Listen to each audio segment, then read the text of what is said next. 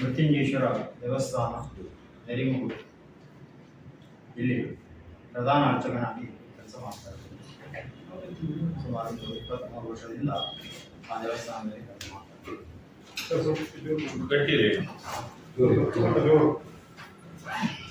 ಆ ಮೃತ್ಯುಂಜೇಶ್ವರ ದೇವಸ್ಥಾನ ಕರ್ನಾಟಕದಲ್ಲಿ ಧಾರ್ಮಿಕ ದತ್ತಿ ಇಲಾಖೆಗೆ ಸೇರಿದರಲ್ಲಿ ಏಕೈಕ ದೇವಸ್ಥಾನ ಮೃತ್ಯುಂಜೇಶ್ವರ ದೇವಸ್ಥಾನ. ಹಲವು ಮೃತ್ಯುಕಂಡಗಾದಿ ದೋಷಗಳಿಗೆ ನಿವಾರಣೆ ಕೊಡುವಂತಹ ಮೃತ್ಯುಂಜಯ ಜೀವವನ್ನು ಉಳಿಸುವಂತಹ ಮೃತ್ಯುಂಜಯ ದೇವಸ್ಥಾನ. ಅದು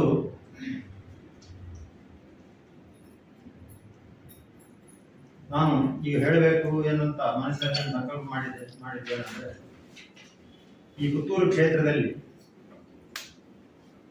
ಅರುಣಕುಮಾರ್ ಪುತ್ತಿರ ಅನ್ನೋರು ಚುನಾವಣೆಗೆ ನಿಂತಿದ್ದಾರೆ. ಗೊತ್ತಿದೆ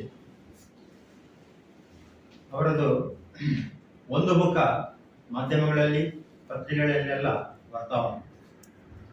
ಆದರೆ ಅವರ ಇನ್ನೊಂದು ಮುಖ, ಇದನ್ನು ನಾನು ಮಾಧ್ಯಮಗಳ ಮುಖಾಂತರ ಜನರಿಗೆ ತಿಳಿಸಬೇಕು ಅಂತ ನಾನು ತಿಳಿಸಿದ್ದೇನೆ. ಅರುಣಕುಮಾರ್ ಪುತ್ತಿರ ಅವರು ಆ ಮೃತ್ಯುಂಜೇಶ್ವರ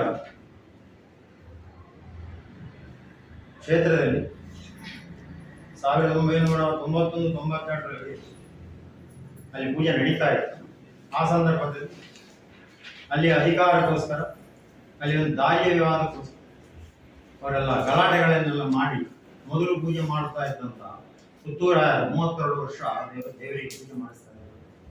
ಹೆಚ್ಚು ಜನ ಬರ್ತಾ ಇರಲಿಲ್ಲ ಹಳ್ಳಿಯಲ್ಲಿದ್ದ ದೇವಸ್ಥಾನ. ಆದರೂ ದೇವರಿಗೆ ಪೂಜೆ ಮತ್ತು ನೈವೇದ್ಯ ಇದನ್ನು ಮಾಡಿಸ್ತಾರೆ.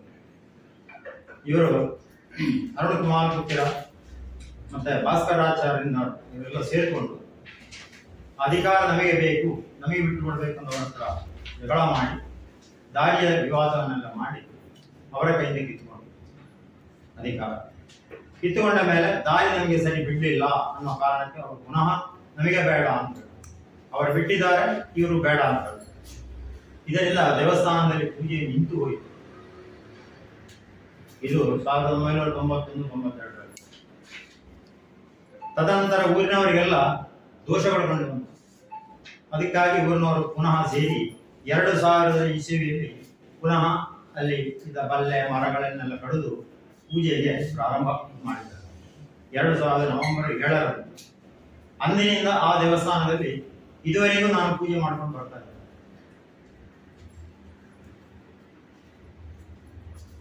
ಅನಂತರ ಅಲ್ಲಿ ಸಮಿತಿ ಆಯಿತು. ಮುಕ್ತೇಶ್ವರ ಒಂದು 4-5 ಜನ ಸೇರ್ಕೊಂಡು ಊರಿನವರು, ಅದರಲ್ಲೂ ಈ ಅರುಣಕುಮಾರ್ ಪುತ್ತಿರ ಇದ್ರು.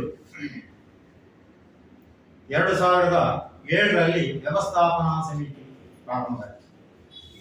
ಅದರಲ್ಲಿ ವ್ಯವಸ್ಥಾಪನಾ ಸಮಿತಿ ಅಧ್ಯಕ್ಷರಾಗಿದ್ದರು ಅರುಣಕುಮಾರ್ ಪುತ್ತಿರ. ಆ ಸಮಯದಲ್ಲಿ ಬ್ರಹ್ಮಕಲಶಕ್ಕೆ ಜೀರ್ಣೋದ್ಧಾರ ಮಾಡಿ ಬ್ರಹ್ಮಕಲಶ ಮಾಡುವಂತ ಊರಿನವರೆಲ್ಲ ಸೇರಿಕೊಂಡು ಪ್ರಾರಂಭ ಮಾಡಿದ್ರು. ಇವರು ಕಾರ್ಯದರ್ಶಿ ಆಗಿದ್ರು ಬ್ರಹ್ಮಕಲಶ. ಈ ಸಂದರ್ಭದಲ್ಲಿ ಬ್ರಹ್ಮಕಲಶದವರಿಗೆ ಮತ್ತೆ ಜೀರ್ಣೋದ್ಧಾರದವರು ಮತ್ತೆ ಅರುಣಕುಮಾರ್ ಪುತ್ತಿರ ವ್ಯವಸ್ಥಾಪನಾ ಸಮಿತಿಯವರಿಗೆ ಏನೋ ಮನಸ್ತಾಪಗಳು ಬಂದು ಅಲ್ಲಿ ಜಗಳ ಪ್ರಾರಂಭ ಆಯಿತು. ಭಾರಿ ಕಷ್ಟಪಟ್ಟು ಜೀರ್ಣೋದ್ಧಾರ ಮಾಡಿ ಬ್ರಹ್ಮಕಲಶವನ್ನು ಮಾಡಿಸಿ ಬಿಟ್ಟಿದ್ದಾರೆ. ಆ ದಿವಸವೂ ಸಹ ತುಂಬಾ ಗಲಾಟೆ ಆಗಿದೆ, ಗಲಾಟೆ ಮಾಡಿದ್ದಾರೆ ಆ ದಿವಸ. ತದನಂತರ ಬ್ರಹ್ಮಕಲಶ ಆದ ನಂತರ ಎಲ್ಲರೂ ಹೋದ್ರು. ವ್ಯವಸ್ಥಾಪನಾ ಸಮಿತಿ ಅಧ್ಯಕ್ಷರು ಮತ್ತೆ ಸದಸ್ಯರು ದೇವಸ್ಥಾನ ನೋಡ್ಕೊಂಡಿದ್ದರು ಅರುಣಕುಮಾರ್ ಪುತ್ತಿರ. ಆ ಸಂದರ್ಭದಲ್ಲಿ ಅವರವರು ಗಲಾಟೆ ಮಾಡಿ ನನ್ನ ಮೇಲೆ ತಿರುಗಿದ್ರು. ನೀವು ಅವರಿಗೆ ಸಪೋರ್ಟ್ ಮಾಡ್ತಿದ್ದೀರಿ ಅಂತ ಹೇಳಿ ನನ್ನ ಮೇಲೆ ತಿರುಗಿದ್ರು. ನನ್ನನ್ನು ಅರ್ಚಕ ಸ್ಥಾನದಿಂದ ತೆಗೆಯಲಿಕ್ಕೆ ತುಂಬಾ ಪ್ರಯತ್ನ ಮಾಡಿದ್ರು. ಕೊನೆಗೆ ಒಂದು ದಿವಸ ನನ್ನನ್ನು ಅರ್ಚಕ ಸ್ಥಾನದಿಂದ ತೆಗೆದು ಅಮಾನತು ಮಾಡಿದ್ರು. ಅದಕ್ಕಿಂತ ಮುಂಚೆ ಒಂದು 6 ತಿಂಗಳು ನೈವೇದ್ಯಕ್ಕೆ ಅಕ್ಕಿ ಕೊಡಲಿಲ್ಲ. ದೇವರಿಗೆ ಪೂಜೆಗೆ ನೈವೇದ್ಯಕ್ಕೆ ಅಕ್ಕಿ ಕೊಡಲಿಲ್ಲ. ಒಂದು 10 kg ಅಕ್ಕಿ ಪುತ್ತೂರಿನ ದೇವಸ್ಥಾನದಿಂದ ತಂದು ಅವರು ಉಗ್ರಾಣದಲ್ಲಿ ಬೀಗ ಹಾಕಿಟ್ಟಿದ್ದು. ಕೊನೆಗೆ ಅದು ಹಾಳಾಗಿ ಹೋಯ್ತು.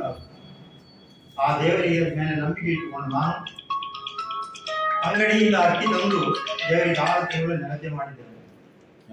ಆದರೂ ಆ ದೇವಸ್ಥಾನದ ಪವಿತ್ರವನ್ನು ಉಳಿಸಿದ್ದೇನೆ ನಾನು. ಸಂಬಳ 8 ತಿಂಗಳು 6 ತಿಂಗಳು ಸಂಬಳವೂ ನನಗೆ ಕೊಡಲಿಲ್ಲ. ಅದರ ಎಡೆಯಲ್ಲಿ ನನ್ನನ್ನು ಅಮಾನತು ಮಾಡಿದ್ರು. ನನ್ನ ಹಿತೈಷಿಯೊಬ್ಬರ ಮುಖಾಂತರ ನಾನು ಎಂಡೋಮೆಂಟ್ ಕೋರ್ಟ್ಗೆ ಹೋಗಿ ಅಮಾನತಿಗೆ ಕಡ ತಂದೆ. ಪೂಜೆಗೆ ಮುಂದುವರಿಸಲಿಕ್ಕೆ ಅಲ್ಲಿ ಕೋರ್ಟಲ್ಲಿ ಅನುಮತಿ ಕೊಟ್ಟಿದ್ದರು. 20 ದಿವಸ ನನಗೆ ದೇವಸ್ಥಾನದ ಒಳಗೆ ಹೋಗ್ಲಿಕ್ಕೆ ಬಿಡಲಿಲ್ಲ, ನನ್ನನ್ನು ಪೂಜೆ ಮಾಡಲಿಕ್ಕೆ ಬಿಡಲಿಲ್ಲ. ಇದರೆಡೆಯಲ್ಲಿ ಅವರ ಅವ್ಯವಹಾರ, ಅಕ್ರಮಗಳು, ಈ ದೇವಸ್ಥಾನದ ಬಗ್ಗೆ ತುಂಬಾ ದೂರುಗಳು ಇಲಾಖೆಗೆ ಹೋಗಿತ್ತು.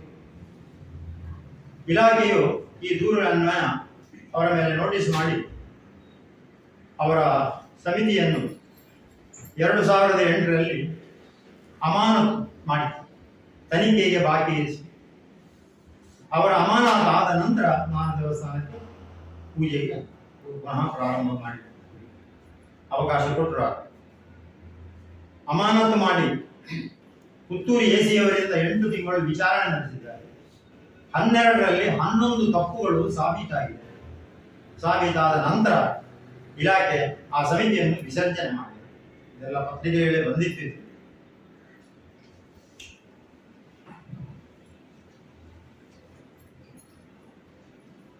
ಅವನನ್ನು ಅಮಾನತು ಮಾಡಿ ದೇವಸ್ಥಾನದಿಂದ ಹೋಗುವಾಗ ದೇವಸ್ಥಾನದ ಬೀಗದ ಕೈ, ಕುಂಡಿಯ ಬೀಗದ ಕೈ, ಕುಂಡಿಯ ಬೀಗ, ಲಾಕರ್ ಬೀಗ, ಗಾಡ್ರೇಜ್ ಬೀಗದ ಕೈಗಳು ಮತ್ತು ಕೆಲವು ದಾಖಲೆ ಪತ್ರಗಳನ್ನೆಲ್ಲ ಕದ್ದುಕೊಂಡು ಪರಾರಿಯಾಗಿದ್ದಾರೆ. 3 ವರ್ಷ ಅದನ್ನು ದೇವಸ್ಥಾನಕ್ಕೆ ಒಪ್ಪಿಸಲಿಲ್ಲ. DC ಅವರ ಆದೇಶದಂತೆ ಬೀಗಗಳನ್ನೆಲ್ಲ ಒಡೆದು ಓಪನ್ ಮಾಡಲಾಗಿದೆ. 3 ವರ್ಷದ ನಂತರ ಅವರ ಮೇಲೆ ಎಫ್ಐಆರ್ ದಾಖಲಾದ ನಂತರ ಕೆಲವು ಬೀಗದ ಕೈಗಳು, ಕೆಲವು ಹರಿದೋದಂತ ಕೆಲವು ದಾಖಲೆ ಪತ್ರಗಳನ್ನು ತಂದು ಒಪ್ಪಿಸಿದ್ದಾರೆ. ಇಂತಹ ಒಂದು ಹಿಂದೂ ಅಂತ ಹೇಳಿಕೊಂಡು ಹಿಂದೂ ದೇವಸ್ಥಾನದಲ್ಲಿ ಈ ರೀತಿಯ ಒಂದು ಅಕ್ರಮ, ಅವ್ಯವಹಾರ, ದುರಾಡಳಿತ ಎಲ್ಲ ಮಾಡಿದ್ದಕ್ಕೆ ಸಾಕ್ಷಿ ಉಂಟು, ದಾಖಲೆಗಳು ಉಂಟು.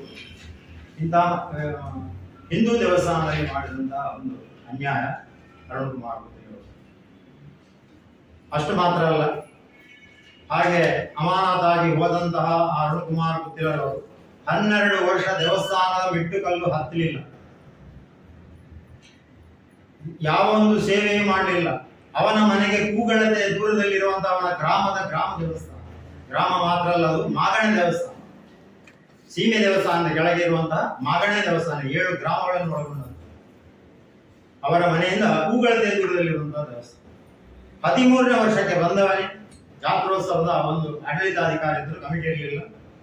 ಜಾತ್ರೋತ್ಸವದ ಒಂದು ಮೀಟಿಂಗ್ ಕರೆದಿದ್ದು, ಅಲ್ಲಿ ಬಂದು ಗಲಾಟೆ ಮಾಡಿ ಪೆಟ್ಟಾಗಿ ಎಫ್ಐಆರ್ ದಾಖಲಾಗಿದೆ. ಬಂದ ಕೂಡಲೇ ಗಲಾಟೆ ಮಾಡಿ ತದನಂತರ ಜೀರ್ಣೋದ್ಧಾರ ಮಾಡುವುದು, ಕೆರೆಯಲ್ಲಿ ಪುಷ್ಕರಣಿ ರಿಪೇರಿ ಮಾಡುವುದು, ದೇವಸ್ಥಾನದ ಏನಾದ್ರು ನ್ಯೂನತೆ ಇದೆ ಅಂತ ನೋಡುವುದು ಅಂತ ಹೇಳಿ ಅಷ್ಟಮಂಗಲ ಪ್ರಶ್ನೆ 21ರಲ್ಲಿ ಅಲ್ಲಿ ಸಹ 15 ದಿವಸ 5 ದಿವಸದಲ್ಲಿ ಮುಗಿಯುವಂತಹ ಅಷ್ಟಮಂಗಲ ಪ್ರಶ್ನೆ ಇವರ ಗಲಾಟೆಯಿಂದಾಗಿ 15 ದಿವಸ 5-6 ಲಕ್ಷ ರೂಪಾಯಿ ದೇವಸ್ಥಾನಕ್ಕೆ ನಷ್ಟ ಆಗಿದೆ. ದಿನಾಲೂ ಗಲಾಟೆ, ಪ್ರಶ್ನೆ ಮಾಡಲಿಕ್ಕೆ ಬಿಡುದಿಲ್ಲ. ತನ್ನ ವೈಯಕ್ತಿಕ ವಿಚಾರ ಹೇಳಿಕೊಂಡು ದಿನನಿತ್ಯವೂ ಗಲಾಟೆ ಮಾಡುದು. ಟಿವಿಯವರು ಯಾರ ಬಂದು ರೆಕಾರ್ಡ್ ಎಲ್ಲ ಮಾಡ್ತಾ ಇದ್ರು ಆವಾಗ. ತದನಂತರ ಒಂದು ಶನಿ ಪೂಜೆ ಅಂತ ನಮ್ಮ ಮೃತ್ಯುಂಜಯೇಶ್ವರ ದೇವಸ್ಥಾನದಲ್ಲಿ ಮಾಡಿದ್ರು.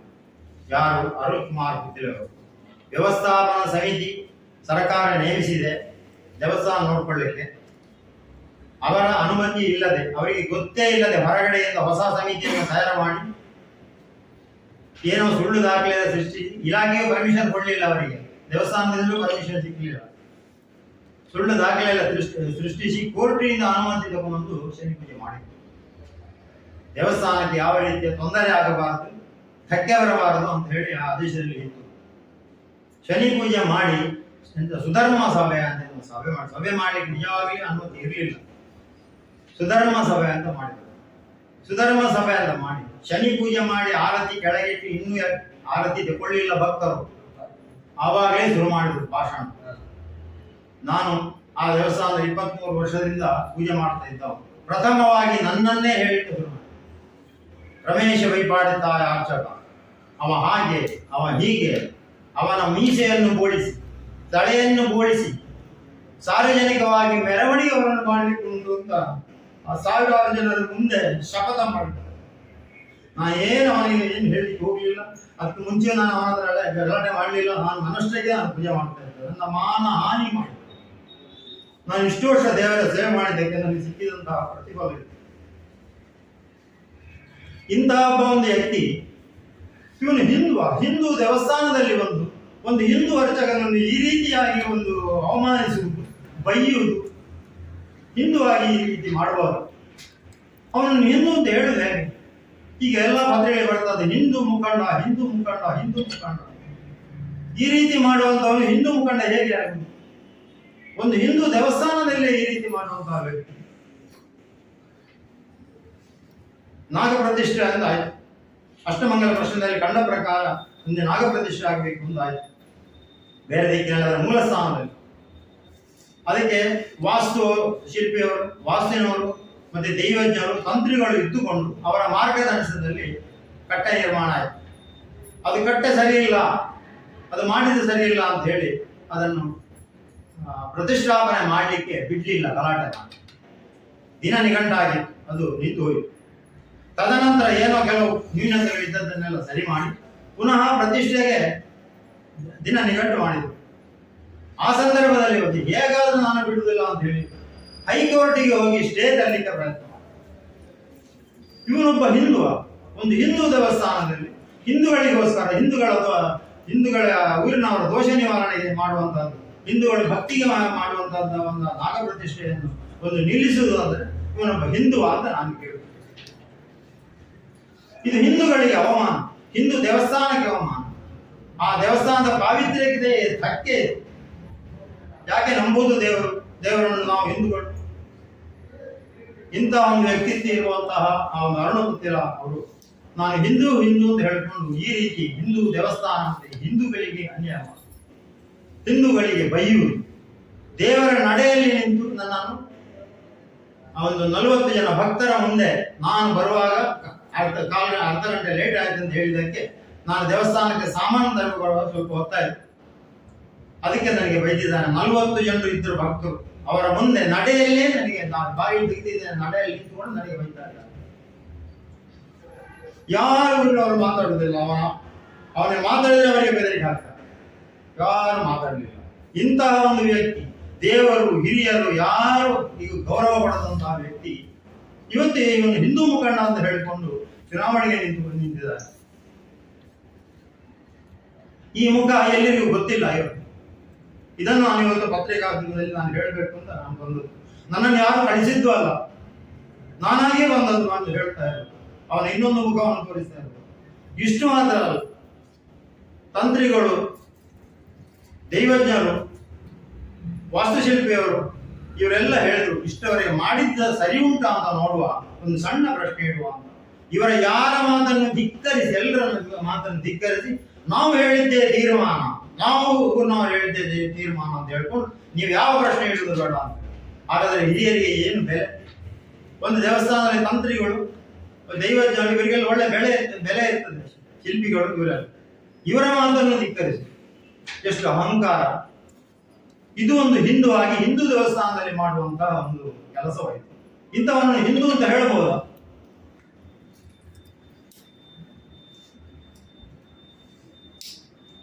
ತಂತ್ರಿಗಳಿಗೆ ಹೇಳ್ತಾ ಇದ್ದಾನೆ, ನೀವು ಬಾಯಲ್ಲಿ ಹೇಳಿದ್ರೆ ಸಾಲದು, ನನಗೆ ಬರೆದು ಕೊಡಬೇಕು. ಇಂತಹ ವ್ಯಕ್ತಿತ್ವ ಇರುವಂತಹ ಆ ವ್ಯಕ್ತಿ, ಇಂಥವರು ಜನಸಾಮಾನ್ಯರಿಗೆ ಇದೆಲ್ಲ ವಿಷಯ ಗೊತ್ತಿಲ್ಲ. ಆದ್ರಿಂದ ನಾನು ಹೇಳ್ತಾ ಇದ್ದೇನೆ, ಇಂತಹ ಒಂದು ವ್ಯಕ್ತಿ ಚುನಾವಣೆಗೆ ನಿಂತು ಗೆದ್ದು ಬಂದರೆ ಏನು ಆದೀತು? ಹಿಂದೂಗಳ ಪರಿಸ್ಥಿತಿ ಏನಾದೀತು? ಎಷ್ಟೋ ಜನರಿಗೆ ಬೆದರಿಕೆ ಉಂಟು. ನನ್ನ ಹಾಗೆ ಊರಿನಲ್ಲಿ ಕೆಲವರು ಇದ್ದಾರೆ, ಯಾರು ಹೇಳಲಿಕ್ಕೆ ಬರುವುದಿಲ್ಲ, ಯಾರು ಬರಲಿಲ್ಲ. ನಾನೇ ಬಂದದ್ದು, ನಾನು ಧೈರ್ಯದಿಂದ ಬಂದಿದ್ದೇನೆ, ಏನು ಬೇಕಾದ್ರೆ ಆಗಲಿ, ನನಗೆ ಸಮಾಜಕ್ಕೆ ತಿಳಿಸುವಂತಹ ಸಂದರ್ಭ ಬಂದಿದೆ. ಈಗ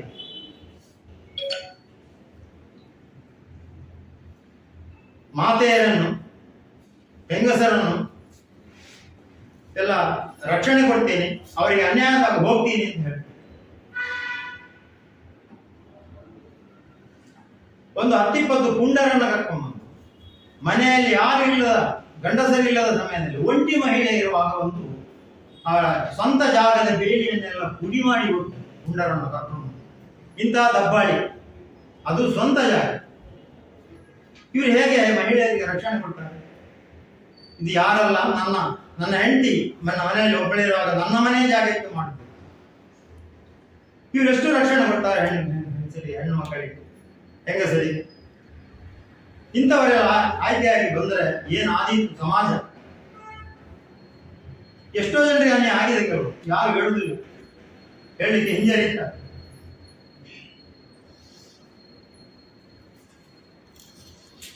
ಅವರಿಗೆ 2008ರಲ್ಲಿ ನಮ್ಮ ಪ್ರದೇಶದಲ್ಲಿ ಅವ್ಯವಹಾರ ಅಂತ ಹೇಳಿ 15 ವರ್ಷ ಆಯ್ತು.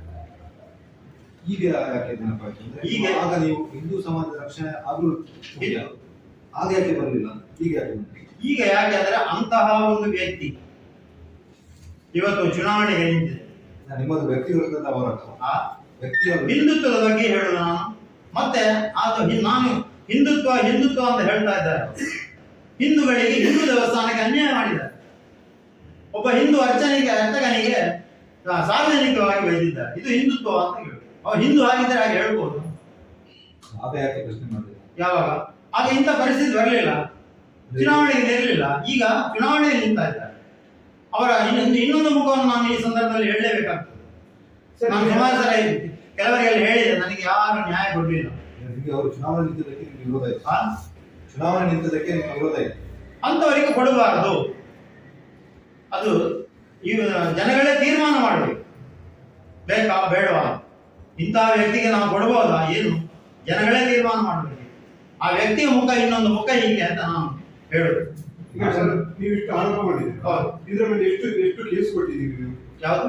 ಎಷ್ಟು ಕೇಸ್ ಸ್ಟೇಷನ್ ಅಲ್ಲಿ ಕೇಸ್ ದಾಖಲಿಸಿದ್ದೀರಿ ಇಷ್ಟು ಆರೋಪದ ಮೇಲೆ? ಆರೋಪದ ಬಂದು ನನ್ನ ಬೇಲಿ ಪುಡಿ ಮಾಡಿದ್ದಕ್ಕೆ ಕಂಪ್ಲೇಂಟ್ ಕೊಟ್ಟಿದೆ. ಯಾವಾಗ ಅದು? ಅದು 17ರಲ್ಲಿ ಏನಾಗಿದೆ ಕೇಸ್? ಅದಕ್ಕೆ ಕೇಸಿಗೆ ಅವರು ಮುಚ್ಚಳಿಗೆ ಬರೆದು ಕೊಟ್ಟಿದ್ದಾರೆ, ನಮ್ಮ ತಂಟೆಗೆ ಬರುವುದಿಲ್ಲ ಅಂತ ಹೇಳಿ ಸ್ಟೇಷನ್ ನಲ್ಲಿ ಕೊಟ್ಟಿದ್ದಾರೆ. ಎಫ್ಐಆರ್ ಆಗಿಲ್ಲ, ಎನ್ಸಿ ಮಾಡಿದ್ದು ಮಾತ್ರ. ಇದೊಂದು ಬರೆದು ಕೊಟ್ಟಿದ್ದಾರೆ. ಅದೊಂದೇ ಕೇಸ್? ನನ್ನ ಕೇಸ್ ಅದೊಂದು. ಮತ್ತೆ ಬೇರೆಲ್ಲ ಕಂಪ್ಲೇಂಟ್